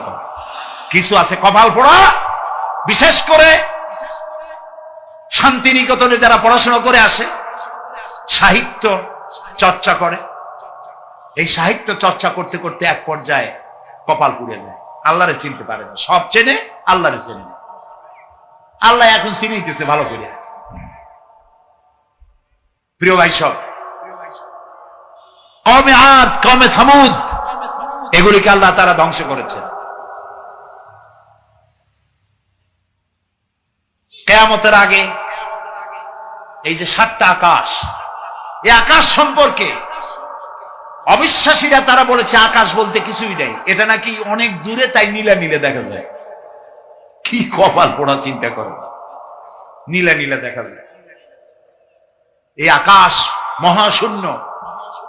এই আকাশগুলিকে, আকাশ কয়টা স্তর? 7টা। এগুলি কাতাইয়ে সিজিল্লিল কুতুব। কোরআনে কারিমে আল্লাহ তাআলা বলেছেন কিতাবের পৃষ্ঠার মতো কিয়ামতের আগে একটার পর একটা ঠাস ঠাস করে পড়বে, ভেঙে চুরি চুরমার হয়ে যাবে। ওয়াইদাল বিহারু ফুজ্জিরাত, আল্লাহ তাআলা বলছেন ইদাস সামাউ ফাতারাত ওয়াইদাল কাওয়াকিবু ইনতাসারাত ওয়াইদাল বিহারু ফুজ্জিরাত। আকাশের তারকাসমূহ বিক্ষিপ্ত হয়ে পড়বে। অসংখ্য তারকারাজি, বিশাল বিশাল তারকা বিক্ষিপ্ত হয়ে পড়বে। চন্দ্র সূর্য একটার সাথে আরেকটা ধাক্কা লেগে চাঁদ আর সূর্য আলো হারিয়ে ফেলবে, একাকার হয়ে যাবে। পাহাড়গুলো উঁচু করে আল্লাহ তাআলা জমিনের উপরে আছাড় মারবেন, কালিহিল মানফুস, তুলার মতো উড়ে চলে যাবে। সুবহানাল্লাহ বলবে না? কত বড় শক্তি আল্লাহ পাকের। ওয়াইদাল বিহারু ফুজ্জিরাত, সমুদ্র সমূহ বিদীর্ণ হয়ে যাবে। সমুদ্রে যত পানি আছে সমস্ত পানিগুলি নিঃশোষিত হয়ে যাবে মাটির তলায়, এবং সেখানে অগ্নি উৎপত্তি হবে। কোরআনে কারিমে আল্লাহ বলে দিয়েছেন গোটা সমুদ্রগুলিতে আগুন জ্বলতে থাকবে। এগুলি কিয়ামতের আলামত। আল্লাহ পাকের অফুরন্ত মেহেরবানি। এই যে কানের কাছ দিয়ে গুলিটা চলে গেছে, কানে লাগে নাই। বাড়ির কাছ থেকে কিয়ামত হয়ে গেল, বাংলাদেশে আল্লাহ বাঁচাই দিলেন। সুবহানাল্লাহ বলো, আলহামদুলিল্লাহ বলে। আমাদের প্রতিবেশী দেশগুলিতে যেভাবে আঘাত লাগছে, ওর 1000 ভাগের 1 ভাগের আঘাত কয়েক সেকেন্ড যদি বাংলাদেশে হতো, আমাদের সব অপরিকল্পিত শহর, রাজুক পারমিশন দিয়েছে 3 তলার, করা হয়েছে 7 তলা। এইভাবে অপরিকল্পিত যত বিল্ডিং আছে এগুলি পচা সিমেন্ট দিয়ে, পচা ইট দিয়ে তৈরি করা হয়েছে। 2-3 সেকেন্ডের ভূমিকম্প যথেষ্ট এই শহর লন্ডভন্ড করে দেওয়া। অসংখ্য মানুষ মারা যাবে, অসংখ্য বাড়িঘর শেষ হয়ে যাবে। এদেরকে রেস্কিউ করার মতো মডার্ন ইকুইপমেন্টসও গভর্নমেন্টের কাছে নাই। এজন্য আল্লাহর কাছে সেজদা দিয়া গুনার তওবা করতে হবে। আল্লাহ আমাদের মাফ করে দাও, আমার এই গরিব দেশটাকে কিয়ামত পর্যন্ত এই গজব থেকে বাঁচাও। প্রিয় ভাই সব, আল্লাহ তাআলার ক্ষমতার ওয়াজ আমি আজ করতে পারবো না, অনেক লম্বা হয়ে যাবে, কারণ আমাকে তিনটা পুঁজির কথা তো কমসে কম বলতেই হবে, অল্প করে হলেও। শুনবেন তো? আল্লাহ তৌফিক দিক, বলেন আমিন। আল্লাহ তাআলার ক্ষমতায় বিশ্বাস করা, তার প্রচন্ড ক্ষমতা, যা খুশি তাই বলেন করতে পারেন। মরাকে জিন্দাকে মারতে পারেন, মরুভূমিতে ফুল ফুটাতে পারেন, সুবহানাল্লাহ, যা খুশি তাই করতে পারে। এই শক্তি সহকারে আল্লাহকে বিশ্বাস করতে হবে। চতুর্থ নম্বরে আল্লাহর হুকুম এবং হাকাম, আদেশ নিষেধ। আমি আল্লাহরে বিশ্বাস করি, এই কথার কোনো দাম নাই যদি তার আদেশ না মানি, এই কথার কোনো দাম নাই যদি তার নিষেধকে আমি আমার জীবনে প্রত্যাহার না করে চলতে পারি। মুসলমান বলে দাবি করার কোনো মূল্য নেই। একদিকে নামাজ পড়ি, আর একদিকে ওজনে কম দেয়, খাদ্যে ভেজাল দেয়, বেপরদা করি, মিথ্যা কথা বলা হয়, ওজনে কম দেয়, খাদ্যে ভেজাল দেয়, জমিনের আইল ঠালে আমানতের খেয়ানত করে, আল্লাহর হুকুম মানা হলো না, রাসূলের আদেশ মানা হলো না। আল্লাহর উপর ঈমান আনার জন্য চতুর্থ শর্ত হচ্ছে আল্লাহ যা বলেছেন মাথা নত করে মেনে নিতে হবে, বলতে হবে সামি'না ওয়া আতা'না। বলেন সামি'না ওয়া আতা'না, শুনলাম আর মেনে নিলাম। বলেন তো জোরে, শুনলাম আর মেনে নিলাম। সুবহানাল্লাহ বলেন। মুমিনেরা এই প্রশ্নই করবে না মদ হারাম কেন, মুমিনেরা এই প্রশ্নই করবে না জুয়া হারাম কেন, মুমিনেরা এই প্রশ্নই করবে না জিনা হারাম কেন। একটাই জবাব, মদ হারাম কেন? আল্লাহ হারাম করেছেন তাই হারাম। জিনা হারাম কেন? আমার আল্লাহ হারাম করেছেন তাই হারাম। জুয়া হারাম কেন? আমার আল্লাহ হারাম করেছেন তাই হারাম। কোন যুক্তি নাই। যুক্তির, আল্লাহর নিষিদ্ধ জিনিসে যুক্তি তালাশ করে কেবলমাত্র শয়তান। আল্লাহর আদেশ নিষেধের যুক্তি তালাশ করে কে? শয়তান। মুমিনের কাজ হলো সামি'না, বলেন, ওয়া আতা'না, শুনলাম আর মানলাম, বাস, শেষ কথা, খালাস। এই গেল চারটি শর্ত পুরো হয়ে গেল। এই চারটি শর্ত যদি পূরণ করতে পারি তাহলে আল্লাহরে বিশ্বাস করছি এটা প্রমাণিত হবে, এটা জাস্টিফাই হবে, এটা সত্যতা প্রমাণ হবে যদি আল্লাহ হুকুম মতো। এক নম্বরে হলো, আমি আবার কথাটা প্যাকেট করে দিই যাতে করে আপনারা বাড়ি নিয়ে যাইতে পারেন। আল্লাহর উপরে ঈমান এনেছি, এই কথাটাকে কমপ্লিট করার জন্য শর্ত কয়টা? চারটা। এক নম্বরে আল্লাহর অস্তিত্বে বিশ্বাস, বলেন আল্লাহর অস্তিত্বে বিশ্বাস। দুই নম্বরে আল্লাহর গুণাবলীতে বিশ্বাস।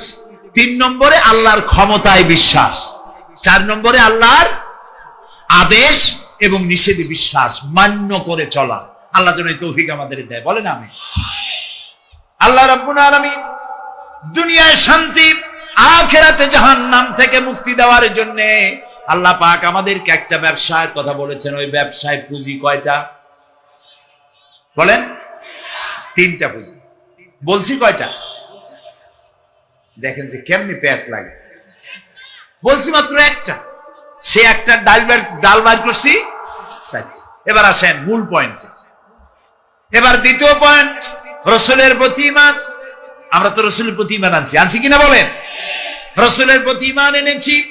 আমাদের এই ঈমান যথেষ্ট নয়, কারণ আমাদের ঈমান হলো রবিউল আউয়াল মাসে ঈমান তাজা হয়, ঠিক না? ঠিক না? রবিউল আউয়াল মাস যখন আসে, ব্যানার টানাই, শামিয়ানা টানাই, রাস্তাগুলিতে ফ্ল্যাগ লাগাই আর আলোক সজ্জা করি। মন্ত্রীরা আসেন, নেতারা আসেন, সিরাতুন নবী মাহফিলে দাঁড়ায় বলেন নবীর আদর্শ অনুসরণ করা ছাড়া উপায় নাই। অথচ ওনার পা থেকে শুরু করে মাথা পর্যন্ত নবীর আদর্শ নাই। আবার এই নেতা রামকৃষ্ণ মিশনে, রামকৃষ্ণ পরমহংসদেব তার মঞ্চে গিয়ে বলেন রামকৃষ্ণের নীতি ছাড়া বিকল্প কিছুই নেই। আবার গৌতম বুদ্ধের জন্মবার্ষিকী উদযাপনের জন্য সেখানে গিয়ে বলেন গৌতম বুদ্ধের অহিংস নীতি অনুসরণ করা ছাড়া জাতির জগন্নাথ হওয়ার আর কোন পথ নেই। যেখানে যায় সেই জায়গার গুলি ধরে। রবিউল আউয়াল মাস আসতে পারে, আলোকসজ্জা করে ইয়া নবী সালামু আলাইকা, ইয়া রাসূল সালামু আলাইকা। এরপরে গরম গরম জিলাপি রাসূলুল্লাহকে বুঝায় দেওয়া হলো, হে রাসূল আপনি তাকিয়ে দেখেন কত মহব্বত আপনারে করি, আপনার মহব্বতের জন্য আমাদের শহরে কোন মিষ্টির দোকানে আর মিষ্টি নাই, সব আমরা খাইয়া শেষ করছি। এই হলো মহব্বত। এই মহব্বতে এই ইমানে কাজ হবে না, এই ইমানে বলে কাজ হবে না। কোন ইমানে কাজ হবে? রাসূলের প্রতি ইমানের অর্থ কি? এর অর্থ হচ্ছে নবী করিম সাল্লাল্লাহু আলাইহি ওয়াসাল্লাম আমাদের রাসূল, আমাদের নেতা, আমাদের রাসূল আমাদের নেতা, আমরা তার উম্মত, তার অনুসারী। অনুসারীর কাজ কি? নেতার পূর্ণাঙ্গ অনুসরণ করণ, রাসূলুল্লাহর আনুগত্য করতে হবে। এটা কে বলেছেন?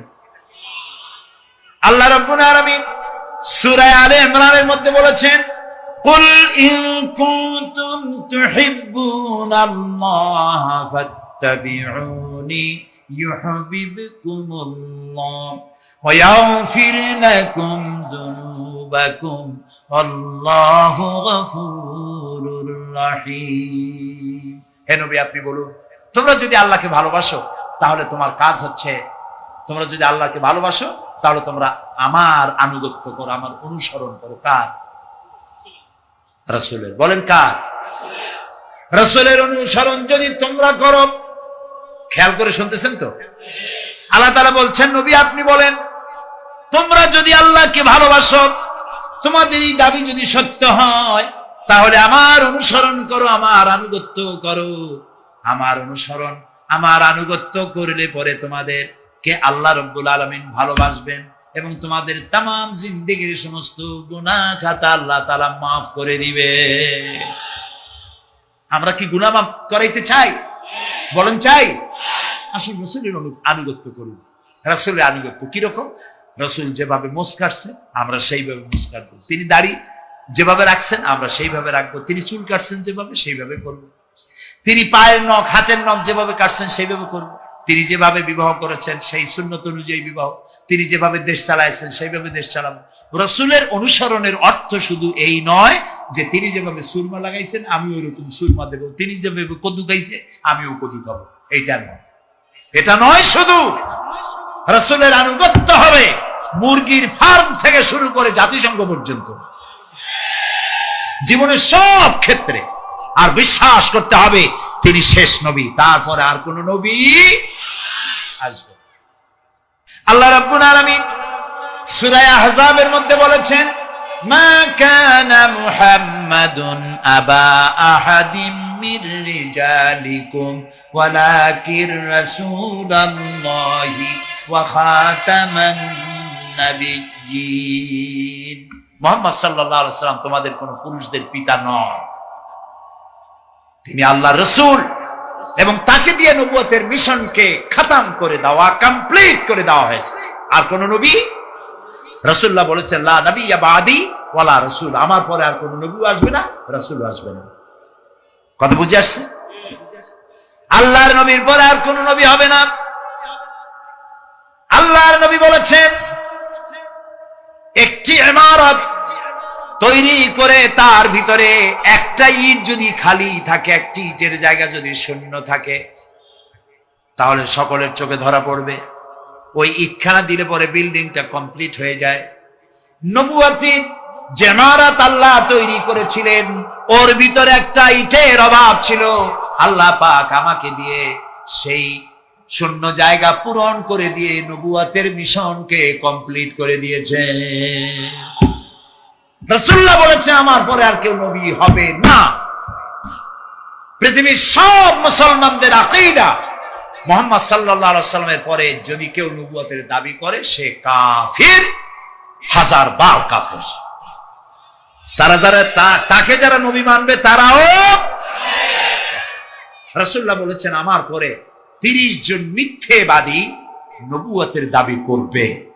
তার মধ্যে একজন তো দাবি করছে রাসূলের জীবদ্দশায়, একটা ছিল মেয়ে লোক আর একটা ছিল পুরুষ। পুরুষটার নাম ছিল মুসাইলামা কাযযাব, নামই ছিল কাযযাব। কাযযাব মানে মিথ্যা বলে। দেখছেন অবস্থা, নামই মিথ্যা বলে। উম্মতেরা কইল যে আপনি তো একজন নবী, আমরা সৌভাগ্য আর দুর্ভাগ্য হোক, আপনারা নবী বলে মানলাম। মুহাম্মদ সাল্লাল্লাহু আলাইহি সাল্লামের কাছে প্রায় জিবরাইল আসে আর ওহী আনে, আর আপনি আমাদের কোনো ওহী দিতে পারলেন না পর্যন্ত। কয় যে কেবল না নবী হইলাম, অপেক্ষা করো, ওহী আসবেন। বেশ কিছুদিন যাওয়ার পর খুব চিন্তা ভাবনা করে কয় যে ওহী একটা আসছে। উম্মতেরা সব দৌড়ে আসছে, কি ওহী? কয় যে এইমাত্র শেষ রাত্রে জিবরাইল আসছিল, আইসে আমারে কয়ে গেল একটা সূরা নাজিল করলো। সূরাটা কি? ইন্না আতাইনাকাল আকাক ফাসাল্লি লিরাব্বিকা ওয়াজআক ইন্না শানিয়াকা হুয়াল আবলাক। উম্মতেরা কয় সর্বনাশ, এই সূরা পড়তে গেলে তো আমরা কাইসা মরে যাব। এর অর্থ তো খুব বিকায়দা। কি কি সূরা নাজিল হলো আপনার উপরে? ইন্না আতাইনাকাল আকাক, মানে আমি তোমাকে হুতুম পেশা দান করেছি,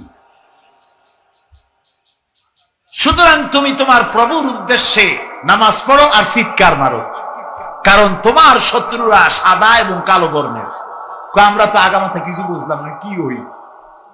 আচ্ছা ঠিক আছে, পয়গম্বর মুহাম্মদ সাল্লাল্লাহু আলাইহি সাল্লামকে তার উম্মতেরা নিয়ে যায় তাদের বাগানে, মাঝে মধ্যে নিয়ে যায়। নিলে পরে যে কুয়ায় পানি থাকে না, শূন্য কুয়া পানিতে ভরে যায়। যে গাছতলা দিয়ে তিনি হেঁটে যান, যে খেজুর গাছে খেজুর নাই, সেই গাছতলা দিয়ে রাসূল হেঁটে গেলেন, গাছে ফল ধরে যায়। আপনি তো এরকম কিছু দেখাইতে পারেন না। তোমরা তো আমার নেও না, চলো না যাই। নিয়ে গেছে, যাই দেখে যে কুয়ার পাড় দিয়ে যায়, যে কুয়ায় পানি থাকে তার থাকে শুকায় যায়। যে গাছতলায় দিয়ে যায়, ওই গাছে খোরমা থাকলে সাথে সাথে খরুগুলো ঝরে যায়। উম্মতের কয় কি একটা কপাল পড়া নবী পাইলাম ভাগে। আল্লাহ তারে শেষ করছে, দুনিয়া থেকে জাহান্নামে চলে গেছে। সেই মহিলাটাও গেছে, সেও গেছে। রাসূলুল্লাহ বলেছেন এইরকম 30 জন মিথ্যাবাদী নবুয়তের দাবি করবে কিয়ামতের আগ পর্যন্ত। গোলাম আহমদ কাদিয়ানী, এ হলো ইতিহাসে আমরা যদ্দ পাই, তার পর্যন্ত 28 জন হয়েছে। মুহাম্মদ সাল্লাল্লাহু আলাইহি সাল্লামের ইন্তেকালের পর ওকে নিয়ে হয়েছে 28 জন। কয়জন হইল? বাকি আছে কয়জন? তাই বলে কিয়ামত যে এই 2 জন হইলি আগামী বছর বা 5-6 বছরের মধ্যে কিয়ামত হবে, ওইটা চিন্তা করেন না। এই পৃথিবীতে একটা লোক আল্লাহ শব্দ উচ্চারণ করার যদি থাকে, কিয়ামত সে পর্যন্ত হবে না। সুতরাং বহুত দেরি আছে কিয়ামতে। তবে ওর মতো আরো শয়তান 2 জন আসবে। গোলাম আহমদ কাদিয়ানী বলল, আমি পয়গম্বর, আমি নবী, আমার উপরে ওহী আসে। তো তার সঙ্গে ওই যুগের বড় আলেম মাওলানা আতাউল্লাহ শাহ বুখারী রাহমাতুল্লাহ আলাইহি, তিনি বললেন, আচ্ছা তুমি যে নবুয়তের দাবি করো, এই শক্তি তুমি পাও কই? কয় যে আমার শক্তি তো কোরআন, কোরআনের মধ্যেই আছে আমার কথা। কোথায়? কয় সূরা সফের মধ্যে আছে। প্রতি বছর একটা করে ইঞ্জিন চেঞ্জ করেছে, কথা কয় না। মানে প্রথম বছর যদি মেম্বারের ছেলে নিয়ে যায়, পরের বছর চেয়ারম্যানের ছেলে, তারপরের বছর এমপি ছেলে, তারপরের বছর মাওলানার ছেলে, কথা কয় না। ঠিক আছে, ঠিক। তো এই জন্যই নারীদের মন যত, একজন দেখলাম এরকম একটা বই পড়তেছে, ওখানে লেখা রয়েছে নারীদের মন বোঝার চেষ্টা করতেছি, মানে ওর ওই বই পড়তেও জীবন চলে যাবে, তা বুঝতে পারবে না। তো যাই হোক, এখন নাসিরউদ্দিন ওর যত চালাক ছিল, ও দেখলো স্ত্রীর সাথে বাকবিতণ্ডা করে লাভ নেই, বললো প্যাকেটে ভরি দাও, নিয়ে যায়। নিয়ে এসে বসুন দিয়ে ওখানে ডিজিটাল মিটার, আমার শাহ আলম ভাইয়ের বলতেছে, ভাই দাড়ি পাল্লাটা একটু অন করেন দিন। অন করি ওজনটা দেখে, ওই বিড়ালটা কাটাই কাটাই 1 কেজি। কয় কেজি? বাড়ি যে স্ত্রী বলছে, বেগম সত্যি কি এই বিড়াল তোমার ওই 1 কেজি গোশ খাইছে? তুমি এখনো অবিশ্বাস করো? আব্বার কাছে ফোন দিয়ে আমি আজকেই বাড়ি চালিয়ে চলে যাবো। এই সংসারে আসা পর্যন্ত আমার জীবনে সুখ নাই, শান্তি নাই, আমি আর থাকবো না। বলছে, বিবি দেখো, তোমার পরে আমার কোনো অভিযোগ নেই, আমি তোমার কলিজা দিয়ে ভালোবাসি, কিন্তু আমার একটা দুঃখ, ওরে আসো, তুই একটা বললি তা 18 কোটি মা, এত বারবার খালি কয় ট্রেন আসছে, ট্রেন আসছে। 18 কোটি মানুষের মধ্যে 3-4টি মরলে কি হয়? 5 তারিখে 2000 মরে গেল, তাই আওয়ামী লীগের কিছু হইলো না, এখনো রাস্তায় এসে দাঁড়াতে চায়। চা কি করবো, আপনি খান পাগল। এটা আমি খালি হয় মান সম্মান থাকে, ট্রেন যেয়ে নি সবাই জিকির করেন, লা ইলাহা লা ইলাহা লা ইলাহা লা ইলাহা লা ইলাহা ইল্লাল্লাহু মুহাম্মাদুর রাসূলুল্লাহ সাল্লাল্লাহু। ওগো আমার ভাইরা, নাসিরউদ্দিন হজ্জার স্ত্রী বলল, আমার কথা কি বিশ্বাস হয় না? নাসিরউদ্দিন হজ্জা বললেন, অবশ্যই বিশ্বাস হয়, কিন্তু বেগম সাহেবা আমার, আমি এই বিড়ালটা নিয়ে গিয়েছিলাম শাহ আলম ভাইয়ের দোকানে, নিয়ে যেয়ে ডিজিটাল মিটারে ওজন দিলাম, বিড়ালটা দেখলাম কাটাই কাটাই এক। কাফেরদের সহযোগী হয়েও না, কাফেরদের সহযোগী হয়েও না, কোরআনের পথে বাধা দিও না। মাঝখানে পুলিশ প্রশাসনকে আরেকটা কথা বলি, কথায় কথা এসে গেল। আপনারা একটা বড় রকমের গুনাহ করেছেন, ঠিক না? ঠিক না? এদেশে কালী পূজা, দুর্গা পূজায় 8 দিন 10 দিন ধরে মাইকিং এর পারমিশন আপনারাই দেন। দেশটা তো হিন্দুস্তান হয় নাই, দেশটা তো হিন্দুস্তান হয় নাই। দুর্ভাগ্যবশত দেশটা এখনো বাকশালও হয় নাই। তাহলে মাইকিং এ বাধা দিলেন কেন? বাধা দিয়ে কি সব হইছে? কি হয়েছে বলেন? কি হয়েছে? কবিরা গুনাহ করেছেন পুলিশ কর্তৃপক্ষ, সাধারণ পুলিশের মোটেও দোষ না। পুলিশ প্রশাসন কবিরা গুনাহ করেছেন, তওবা করতে হবে, তওবা করতে হবে, আর একটি কাফারা দিতে হবে।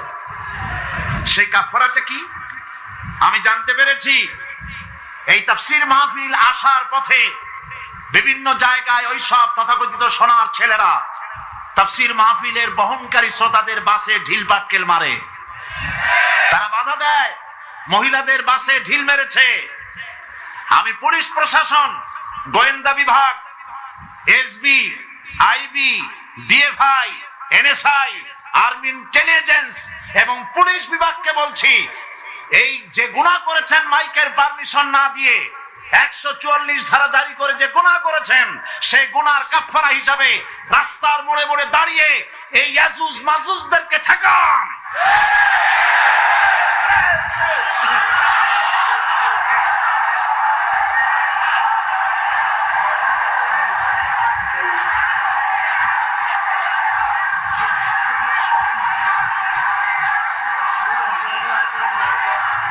আল্লাহ পাক তৌফিক দিন, বলেন আমিন। আল্লাহ পাক তৌফিক দিন, জোরে বলেন আমিন। আসুন এবার বসেন। আপনারা এত জোরে তাকবীর দিলে তো মুশকিল হয়ে যাবে। দেবেন আপনারা তাকবীর, দেবেন না তো কি দেবেন? দিবেন, তবে একটু রয়েছে।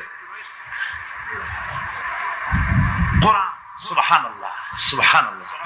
কোরআন নিয়ে যেন বাঁচতে পারি, কোরআন নিয়ে যেন মরতে পারি, কোরআন নিয়ে যেন কবরে যেতে পারি, কোরআনের নূর দিয়ে যেন আমাদের কবরগুলি আল্লাহ মুনাওয়ার করে দেন, কিয়ামতের দিন কোরআনের সুপারিশ জন্য আল্লাহ আমাদের নসিব করে দেন। কি নিয়ামত, সুবহানাল্লাহ, বলি সুবহানাল্লাহ। এখন এই কোরআনে কারীমের তাফসীর ভূমিকা অনেক লম্বা করলে তাফসীর করা মুশকিল হয়ে যাবে। সেজন্য চলুন আমরা তাফসীরের দিকে এগোই। তাফসীর মানে ব্যাখ্যা, আলোচনা। এই আয়াতের বাকি সবটুকুই গুরুত্বপূর্ণ। বাকি কথাগুলি আমি আগামীকাল আপনাদের সামনে পেশ করব ইনশাআল্লাহ। আজকে দাঁড়ানো মানুষেরা সবাই বসে যান। যারা মাহফিলের মধ্যে দাঁড়ায়ছেন, মুনাজাতের জন্য বসুন, মেহেরবানি করে মুনাজাতে শরীক হন। আর কিছু কথা আছে সেগুলি আপনারা শুনুন। মুনাজাত আজকে দিন, বলেন আলহামদুলিল্লাহ। আজকে মুনাজাতের আগে 7 জন অমুসলিম ইসলাম কবুল করার জন্য মঞ্চে এসেছে।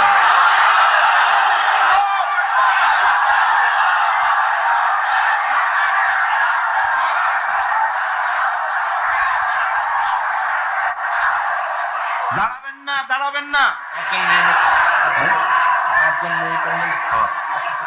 দাঁড়াবেন না। আরে ভাই দাঁড়াবেন না, বসেন না, বসেন বসেন। 7 জন ইসলাম কবুল করবেন, এর মধ্যে 5 জন হচ্ছেন মহিলা, যারা মহিলা প্যান্ডেলে অবস্থান করছেন, আলহামদুলিল্লাহ বলেন। আর 2 জন পুরুষ যারা আমার পাশে আছেন, আমি তাদের পরিচয় করাচ্ছি।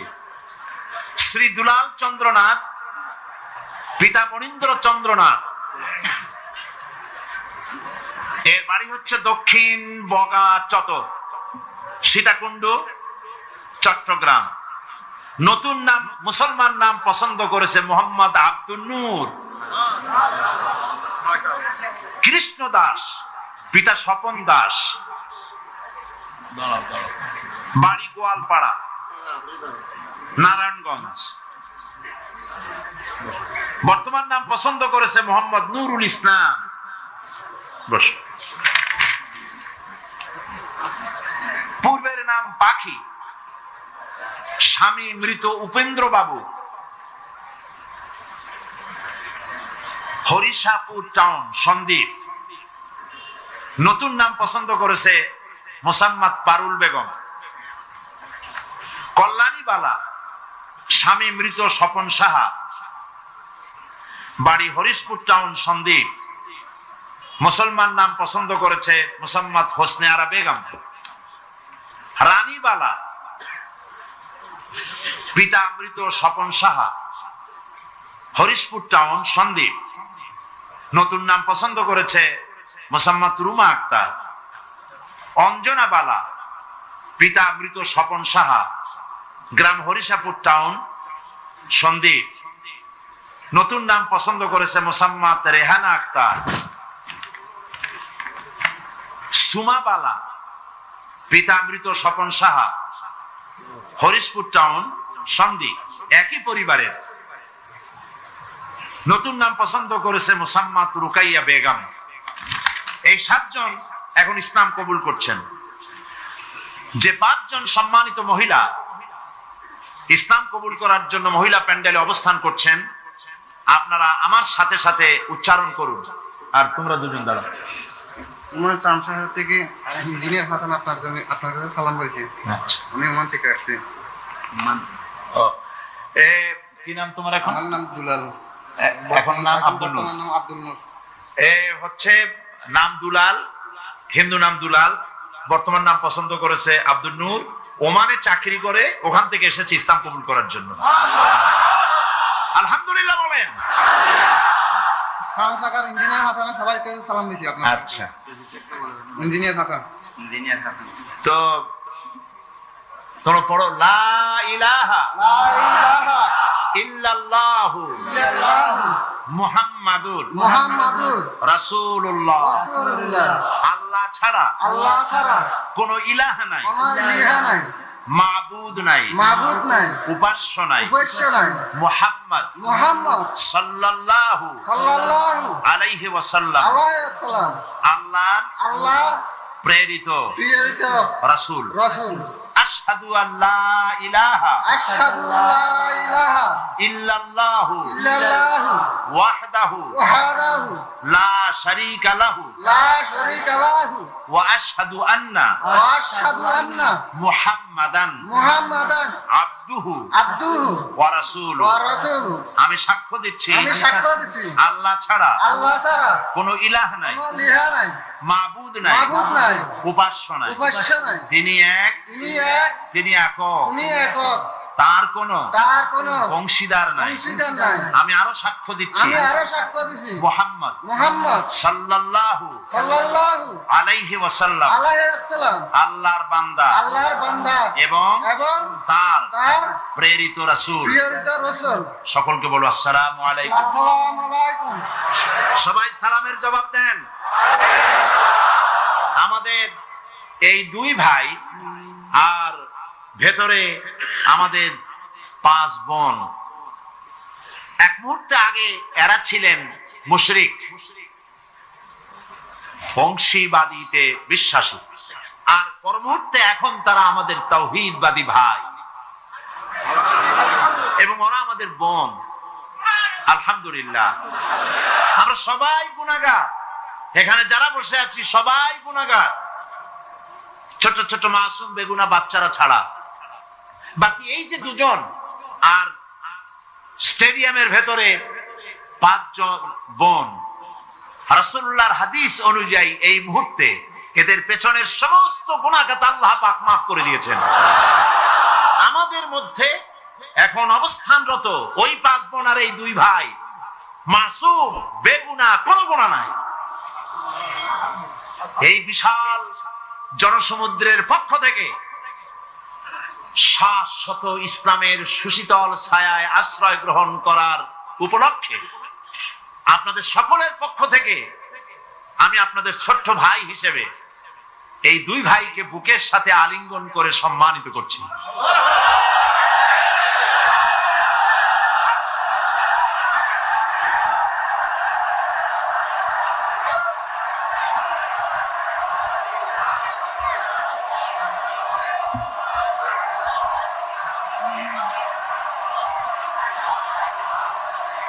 প্রিয় বন্ধুগণ, আমরা সবাই বলি আলহামদুলিল্লাহ।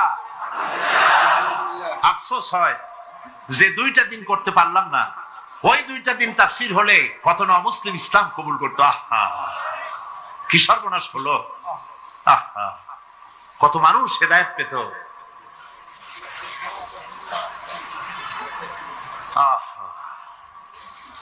বন্ধুগণ, হযরত মাওলানা শামসুদ্দিন সাহেব আমার দিল সাক্ষী দেয়। আমি তাকে বলবো আমার কথা আপনি না শোনেন। আমার দিল সাক্ষী দেয় তিনি আল্লাহর ওলি, বুজুর্গ বান্দা আল্লাহ পাক,